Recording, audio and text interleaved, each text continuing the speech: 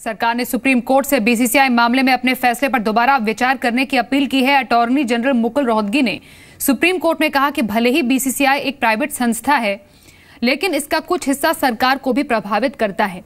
उन्होंने कहा कि कोर्ट का आदेश है कि कोई भी सरकारी अफसर क्रिकेट एसोसिएशन में शामिल नहीं हो सकता, लेकिन इसमें रेलवे, सशस्त्र बल और यूनिवर्सिटीज की टीमें भी शामिल हैं जो कि सरकार का प्रतिनिधित्व करते हैं।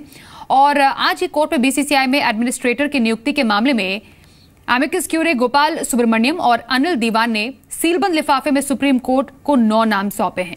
आपको बताएं, सुप्रीम कोर्ट ने बीसीसीआई अध्यक्ष अनुराग ठाकुर और सचिव अजय शिर्के को उनके पद से बर्खास्त कर दिया था। साथ ही कोर्ट ने कहा कि बीसीसीआई को लोढ़ा कमेटी की सारी सिफारिशें माननी होंगी।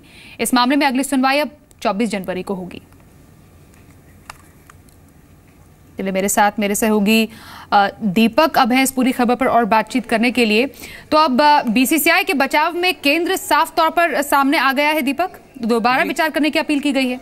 जी हाँ, बिल्कुल। जो लोढ़ा कमेटी की सिफारिशों के बाद जो सुप्रीम कोर्ट ने फैसला लिया था, उसमें कुछ फेरबदल की याचिका एक तरह से दायर की है और इस पर जो अगली सुनवाई है वो जब होगी तो इस पर कोर्ट हो सकता है इस पर विचार करे। अगर विचार किया जाता है तो कई ऐसे जो कि सरकारी प्रतिनिधित्व की बात जो आज अटॉर्नी जनरल और बाकी टीम ने कही है, उससे बड़ा साफ है कि सरकार इसमें जो गवर्नमेंट की हिस्सेदारी है उसको एक क्लू मानते हुए उस पर आगे बढ़ना चाहता है कोर्ट में। और अगर लोढ़ा कमेटी की सिफारिशों में कुछ फेरबदल की बात अगली सुनवाई में हो जाती है तो इससे जो पुराने जितने भी ऑफिस बैरियर थे, जो बीजेपी के सांसद अनुराग ठाकुर जो बीसीसीआई के अध्यक्ष थे, उनकी टीम को कुछ राहत मिल सकती है और इसी दिशा में सरकार शायद कुछ राहत दिलवाने की कोशिश सुप्रीम कोर्ट में कर रही है। बहुत शुक्रिया दीपक इस और जानकारी के लिए आपका।